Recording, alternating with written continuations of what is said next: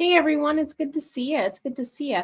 Let's go ahead and check in and see how we're doing with some tarot and more.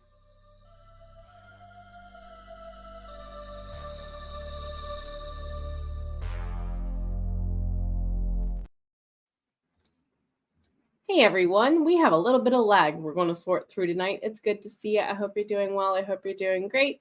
How's is all around everywhere there, my friends. I hope you've been taking care of you, whether you're live or on the replay. Do go ahead and check in. Let's see what we need to learn or see how we're feeling here lately, though, collective. Let's give these cards a shuffle. I do apologize with the frogginess in the throat and the whatnots. We're going to start off with some tarot cards and then get into some moonology and some soul truth right after. So, one card from each is normally where I like to go. I'm actually looking at, I said one card, please. That was great. Making us a permanent station to stream from on the other side of the room there. So you won't be seeing my writing desk much longer. All right. One card, please. One card. Ooh. Well, that one definitely wanted to be seen. Two of Pentacles. So in the upright position, we're looking at finding some balance, getting better at time management. I know for a lot of my former coworkers in education, it's a very stress-relieving time of year because end of the school year is the end of the school year does. I'm sure some parents are feeling that right now too. Let's go ahead and see. From Moonology Oracle, what do we need to know about the choices, the balance, the priorities? What do we need to know? Who do we have sitting with us? Miranda, hello. Yeah, this one's been popping up for me a lot lately too, along with the Nine of Sword in reverse. Has been showing up a lot lately, which is kind of good. It's kind of good. That's one of those cards that I don't mind seeing in reverse. This is also sometimes one that I don't mind seeing in reverse because it's a sign to take a pause. Seeing it in the upright means he's holding one coin higher than the other. The pros outweigh the cons kind of deal. So for Moonology, at the same time, don't go with the decision that puts pride in your way. Full moon in Leo. How's the grandbaby doing, honey? How's the grandbaby doing? By the way, happy 6/6. Happy new moon in Gemini, is it? Full moon in Geminis later in the year. What are you doing to set your intentions for it? Would be a good question. Full moon. Oops. There you are, Leo. Full moon in Leo. Have you been letting your pride become an obstacle? Is the question you're asking based on your ego or is it from your heart?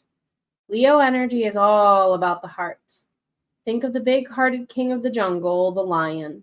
Or if you've ever met a Maine Coon as a cat, they're a Leo. The card may have to come to you because you need to put an end to the deadlock that has developed. More love and thoughts for the greater good are the solution. Be magnificent without being plain too much. Self-esteem is good, vanity is not. You can be vain and have zero self-esteem. Normally, that's where vanity stems from. This is often why I say the only thing I'm proudly vain of at this point definitely is my hair. And that's just because it's the longest it's ever been. So a friendship may be ending now. The teaching, when the full moon comes into the Leo sign, it can be wonderfully bright. That's the upside to this lunation. It's a combination that creates a sort of tension between your needs and the needs of the people in your network sometimes. So I don't always say friendships could be ending is a bad thing. Hello, cool gamer. It's good to see you, my friend. I hope you're doing well.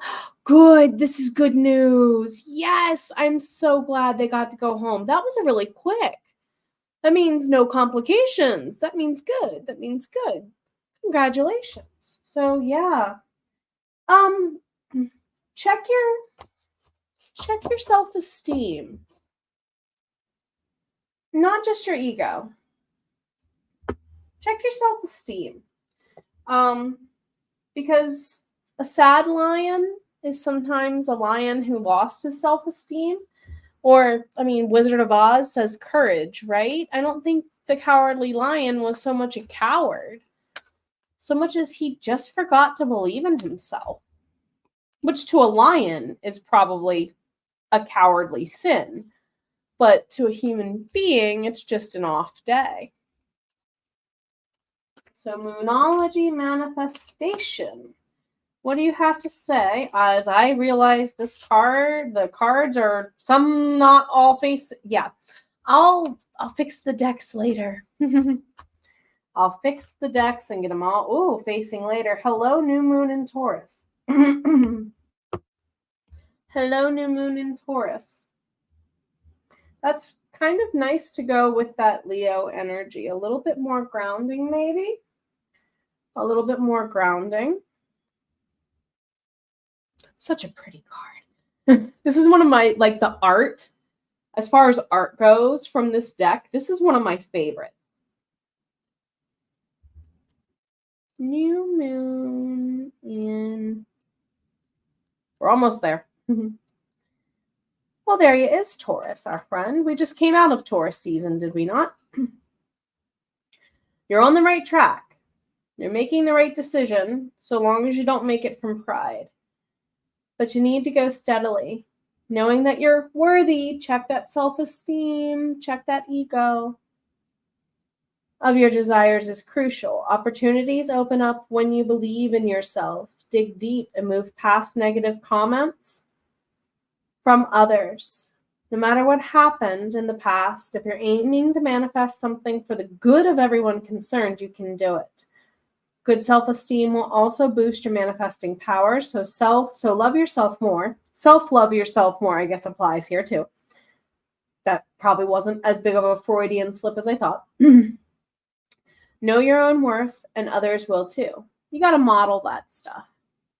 If you want to be treated a certain way, people are going to mirror back to you the way you treat yourself to you in their voice. I'm saying this as the youngest of 5 kids and the only daughter in the mix. I have 4 older brothers who are all Gen Xers, and I'm by force of when my birthday is and nothing more considered a millennial. You can see where I felt that, learning worth was a key in that family. A lot of us have this as women in business. I heard a statistic earlier today that even though women, if you look at all the businesses owned in the US, most of them, over half of the new ones that are opening,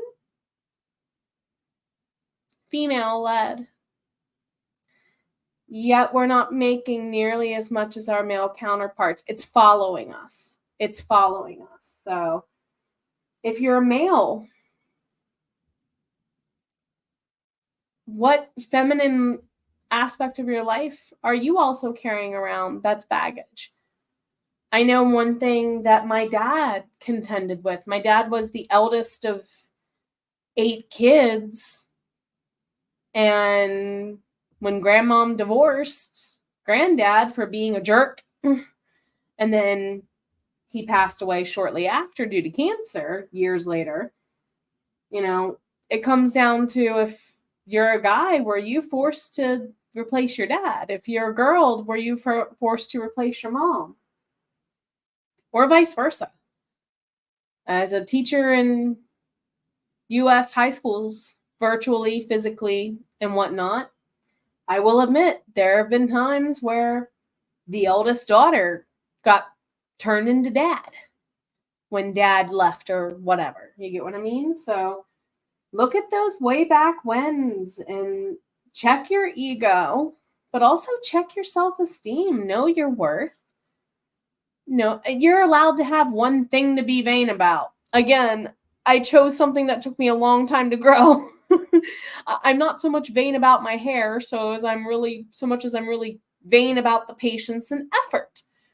It's slightly different. You get what I mean? That's okay to be about, you're okay to be vain about your patience and your efforts because that's your self-esteem. That's your confidence coming through. Don't use it to beat others. Don't use it to beat others. So, soul truth. I miss pulling from this deck on my main channel on occasion. So it's good to have it over here on the weekly for us. And this will give us our journaling prompts and actions for the week. So, what boundaries? This is really where all of that stems from, is making a boundary with yourself first. What boundaries need to be created or strengthened within my relationships? Again, go to your relationship with the self first.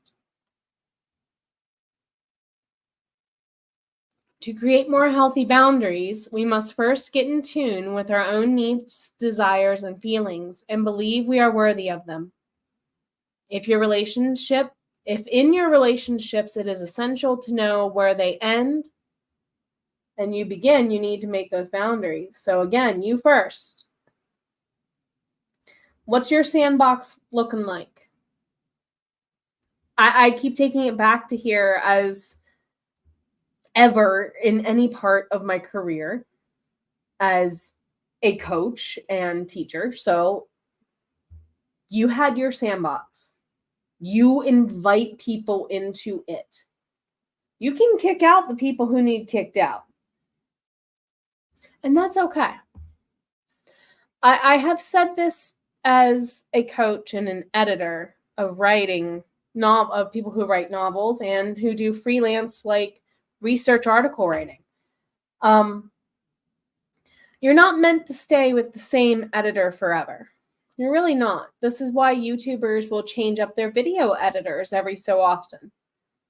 You're going to maximize what you can exchange in that relationship. I'm eventually going to run out of things I can teach my current set of clientele.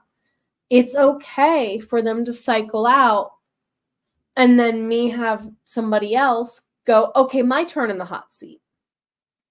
It's okay to allow that to happen in your relationships. So today's soul action. When we separate our energy from others, we gain clarity about what we really want. Then we stop doing things that no longer align with ourselves. If you're an empath, you can still be compassionate towards others without taking on their stuff. Hold your frame.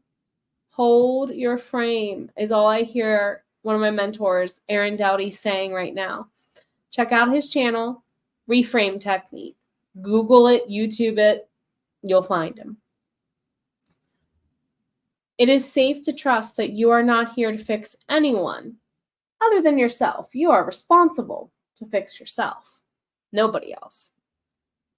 Today's mantra. You might want to journal on this one. If you need to pause, feel welcome to do so on the replay. I have everything I need within me now, and so do they. I am worthy of my needs, and I set boundaries based on what is best for me. This is why I love belonging to some of the communities that I belong in, because if I tell some of my friends, I need you to keep me accountable on something, they will show up. They will show up. You know who those friends are. Reach out to them. Cultivate those relationships. Let the others go. Let them ebb and flow. It's okay for them to... It's okay to have people you go to for different things as part of your boundaries. I mean, I know I have friends I go to for different things. I have one friend that I know I could literally call her up, even though she and I have not spoken since we were kids. And if I said, hey, can I crash on your basement floor tonight? she would find a way to let me. Why? Because that's the pact we made when we were little.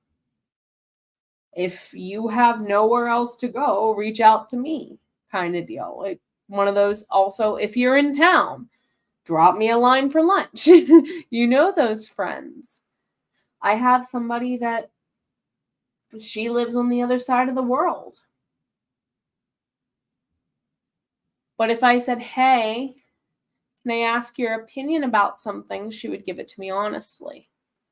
You know who your friends are that if you tell them, be brutally honest, and I forgive you ahead of time, they'll do it. You know what is going to get you into your balance. Please focus on taking care of you because you've been worth it. Like I keep telling you from the beginning. Take care.